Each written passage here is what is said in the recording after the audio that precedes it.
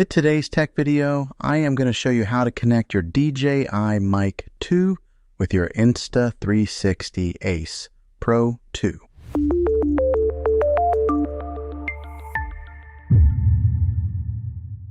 Now the Ace Pro does have some pretty good microphones already built into it, but you may be in a situation where you need to use an external microphone, and maybe this is the case with using this great DJI Mic 2. Okay, this is the easy way to do this. So first thing we're going to want to do is go ahead and power on your DJI Mic on the bottom there. Blue light will come on, and then you're going to want to press and hold that top button so that way it goes into pairing mode. All right, you'll see it blinking real fast. We'll go ahead and set that off to the side. Now we're going to go over to the Ace Pro and swipe down, and then take and swipe over. That takes you to another menu here.